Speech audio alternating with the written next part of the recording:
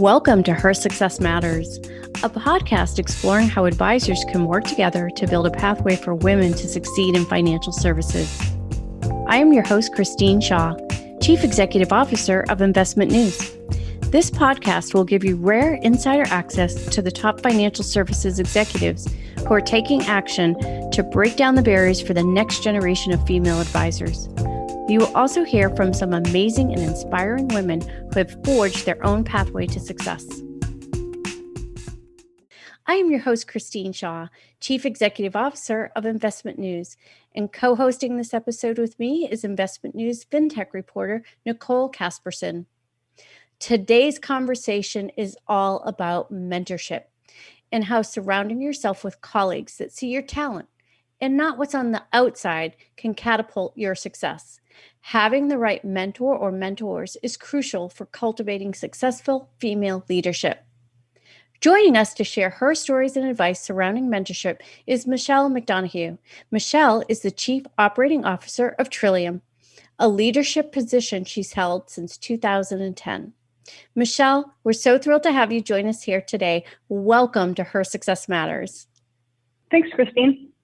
So, Michelle, I would love for you to tell our listeners a little bit about your background and how you got to your current position. Sure.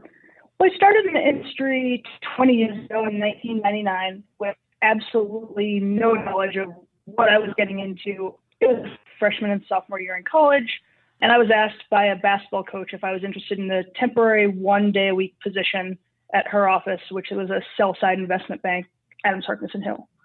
My sole instruction for that job was don't be seen on the internet, make sure that you ask questions, and make sure that I helped and left good follow-up notes for the woman that I was covering for on the Wednesdays that I worked in the office.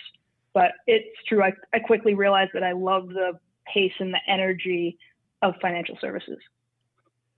That's so interesting. So a lot of women we speak to are similar in that they sort of had an accidental way into financial services and then they end up absolutely loving it. So how has that experience shaped your perspective about the industry and also how we can draw more women to be attracted to financial services? Yeah, I think when I look at coming in and entering the industry, to some extent, I was very lucky. Right. I worked for an organization at the time for all the things we hate about finance being very much driven by relationships. And that's how you're hired, which leads to very much some of the stereotypes and some of the difficulties for women and people of color entering the industry. It very much felt like home and like a family. You got in and there was a banter every day. There was an energy where people really did love what they were doing.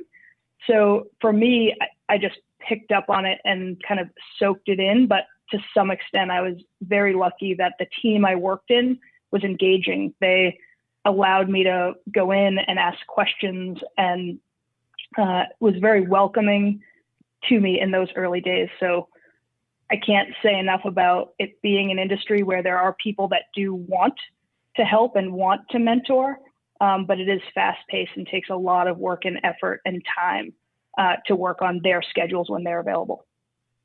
Yeah, and you spoke about something that's so critically important, which is mentorship. So tell us a little bit about how having a mentor or your passion for mentorship has developed through that personal experience. In some ways, I think I've had a passion for mentorship my whole life. I grew up playing sports. I volunteered for Special Olympics. I would often be the person volunteering as a coach for other basketball teams and organizations, which is actually how I got my first job in financial services, was from a basketball coach that I was volunteering with. But I don't think at the time I realized that mentorship could actually change someone's life. And so when I look ahead to my experiences, both of the original person that got me into the industry and the help that they made, but to some really early mentors, including Matt Paskey, the CEO at Trillium, who I met in those early days at Adams Harkness, that you realize that their willingness and openness to answer those questions, to make you feel welcome, to allow you to take some risks and put yourself out there a little bit more and encourage you when you are doing something good to make sure that it's your voice that's heard, just how important that is in changing the shape of someone's career. And when I look back at the small things that could have prevented me from getting to where I am today. And so I'm very grateful to a lot of those people early on, but I think it took getting into this industry and seeing that all the things I loved about mentoring in sports and things like that really do carry forward to being life-changing events when you get into business. I love that. You talked a little bit before we got onto the recording about your background in sports and your involvement with the Boston Renegades. Tell our listeners a little bit about that, because I think it's so unique and it's really kind of a cool story. So I'd love to hear a little more about that. Yeah, so I'm the co-owner of the Boston Renegades women's tackle football team here in Boston.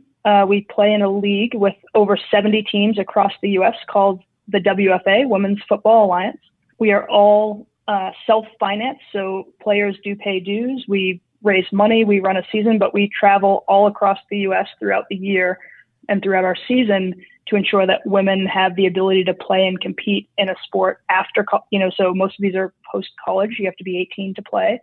And they're adults pursuing their passion, but it really brings together a great community of people for me. So the combination of a team of 55 players and 10 coaches and staff that are very diverse in their educational backgrounds and interests and what they do for jobs and what they do for in their family life, to our fan base, which is extremely loyal and committed, that range from local business leaders and people that I know in business that just love sports in general to former alumni. And then, even more exciting is the youth, and now more and more young women that are finding out about us. We just had a documentary that premiered in early July, somewhat probably thanks to COVID, called Born to Play on ESPN. And so we were one of very few non-original ESPN created content documentaries put on their channel. So it's been, really great to see the response of young people and their reaction to these women and the hard work and dedication they put in play. So I would say great outlet, at times second full-time job for me, and provides great fulfillment for me. It's amazing. Michelle, Christina, if you don't mind me interjecting, I think it's so amazing that, you started this all women tackle football team on both ends, right? Not only for the inclusion of women in what is largely a male dominated sport, right? But also it tackles young women, especially, right? And bringing them into the next stage, which I think is so parallel to financial services. How do you take those outside experiences and bring that into, the professional realm?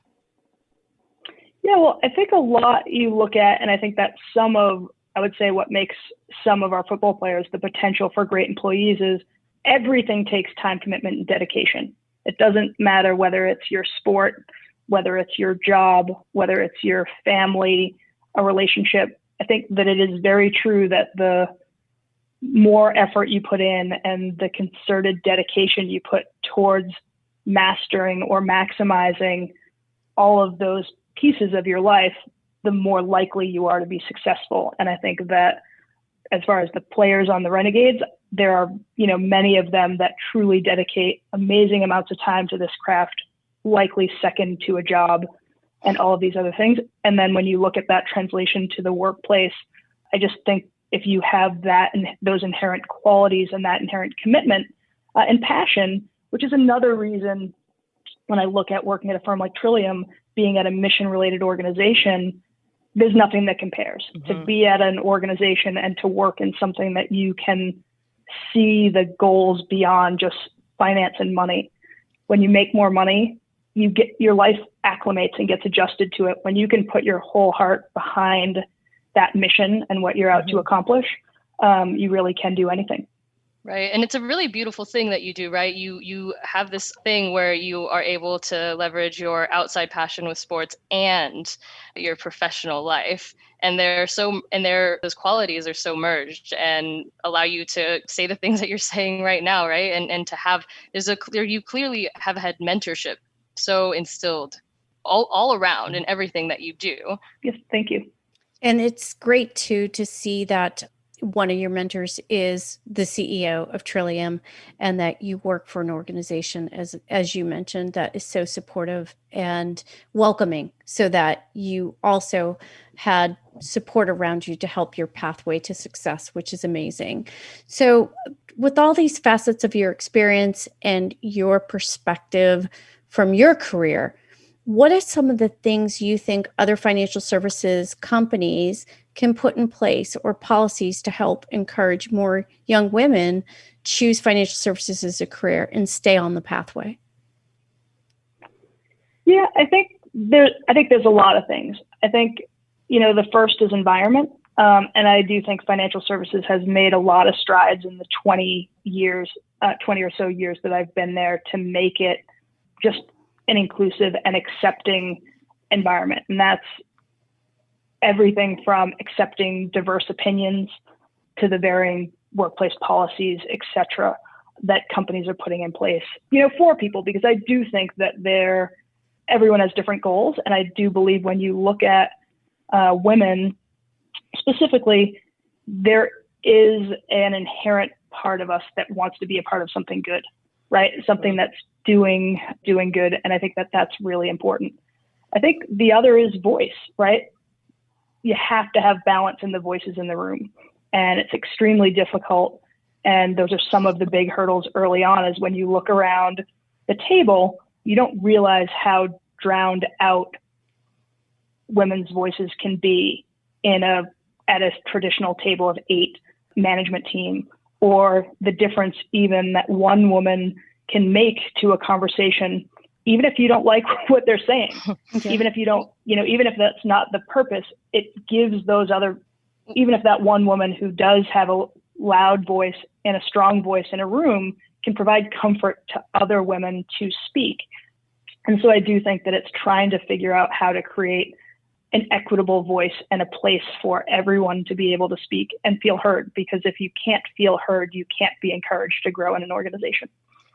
And I think that when that lack of voice that you're speaking of, right, at the table, I think that leads into how a lot of women suffer from imposter syndrome, or they feel like they aren't good enough, right? Because they aren't immediately pointed to speak up. It's more so this anxiety driven aspect where they are like, okay, I need to have a voice and I need to speak up, but oh my gosh, are these men, especially if you're a younger female, right, are these older men going to listen to me?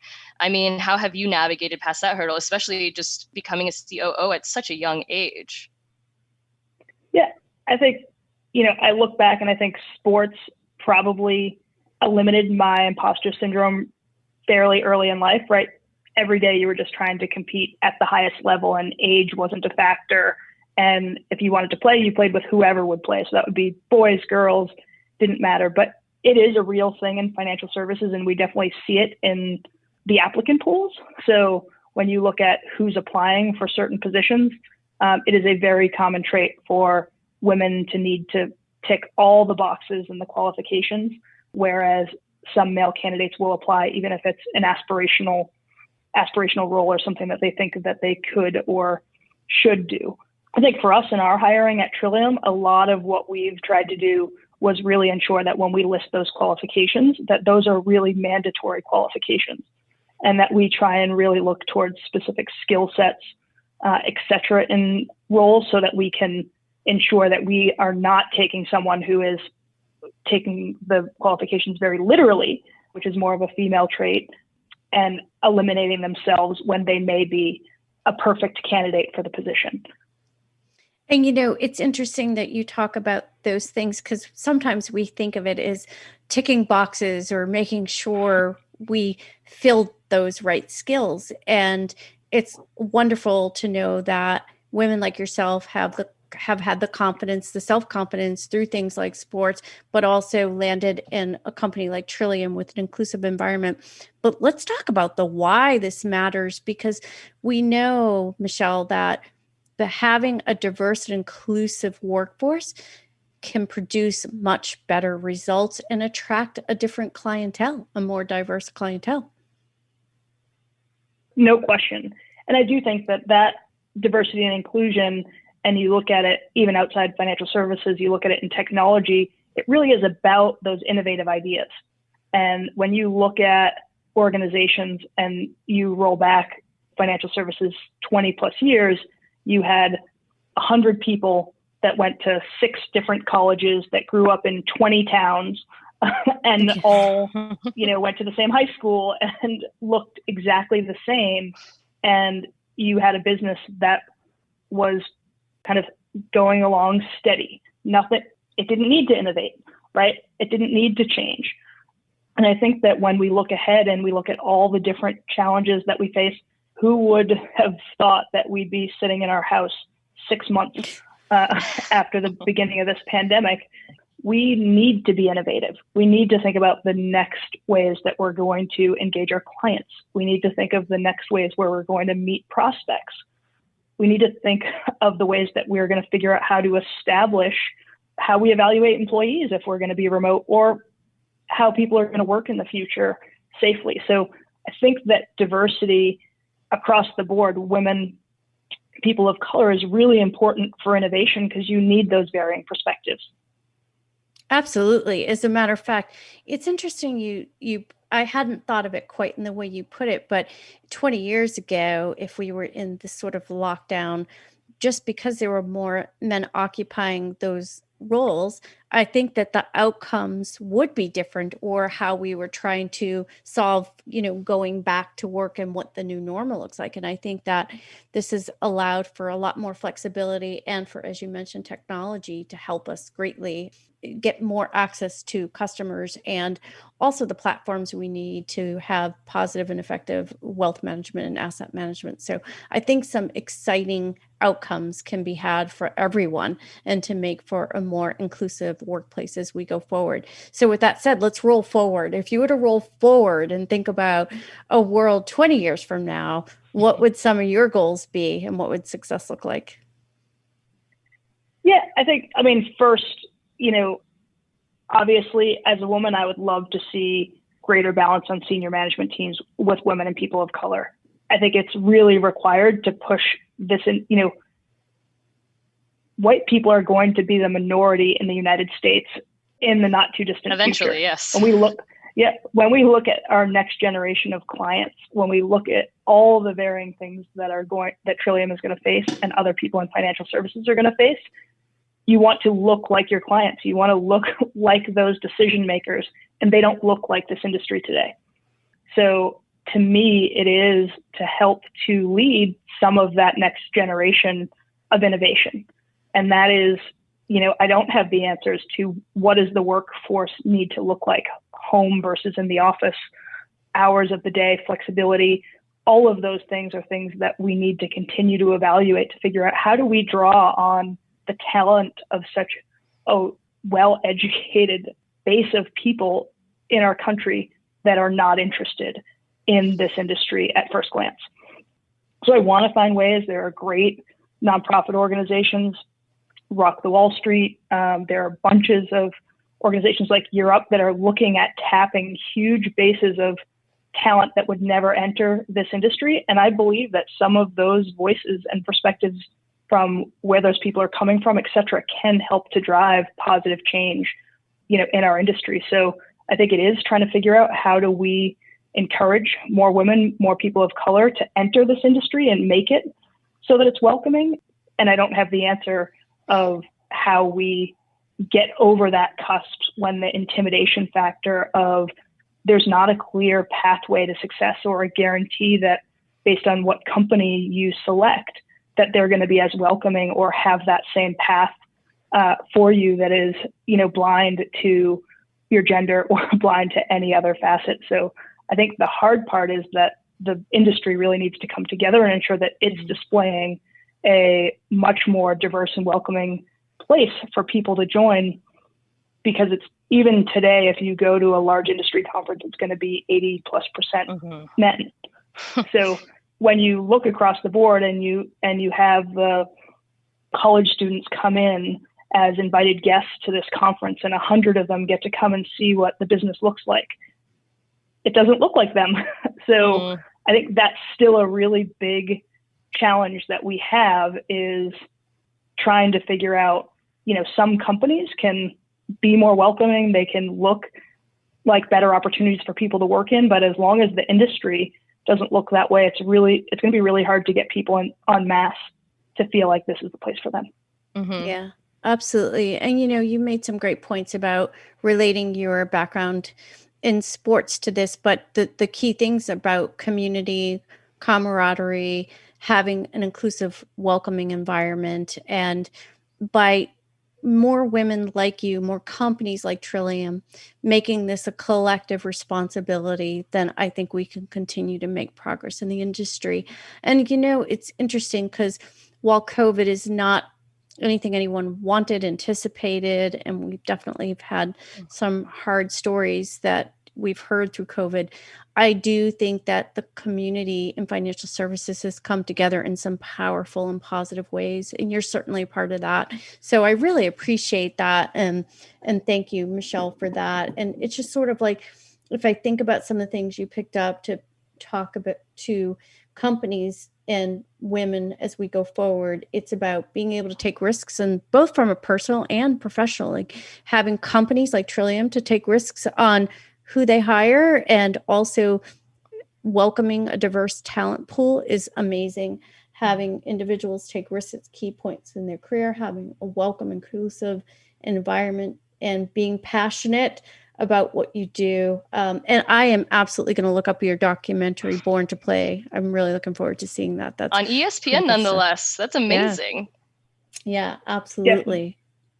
Well, I would add to that as well, Christine, I think what we're seeing is a lot of those incremental changes and actions and little things that folks, like Michelle, are doing to push the narrative forward, to push the action forward for inclusion across the board. I mean, it starts all around, right? And it even starts at the top. For Michelle, you had Matt, your CEO, as such a strong mentor. And even on this podcast, we do talk a lot about allyship, male allyship, and which is so important. And it's crazy how important it is to have everyone involved, right? It's not just creating like a D&I board at your company or what have you, right? It's like having leaders like Matt. It's like having leaders like Michelle to continue to drive the conversation and keep the dialogue going.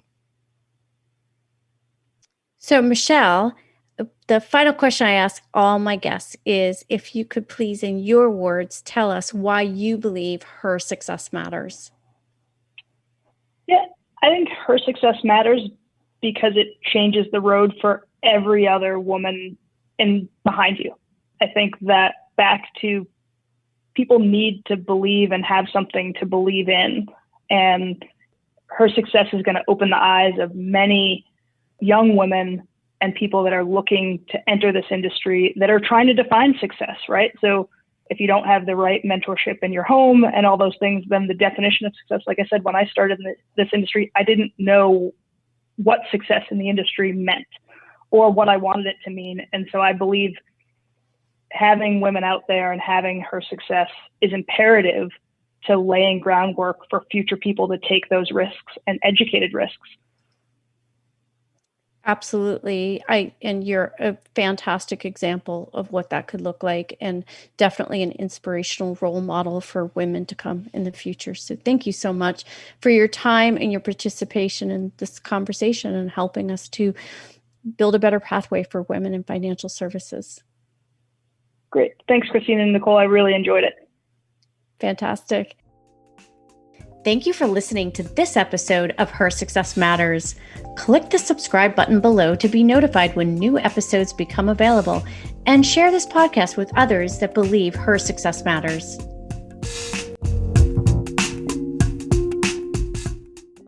The information covered and posted represents the views and opinions of the guest and does not necessarily represent the views or opinions of Investment News. The content has been made available for informational and educational purposes only. The content is not intended to be a substitute for professional investing advice. Always seek the advice of your financial advisor or other qualified financial service providers with any questions you may have regarding your investment planning.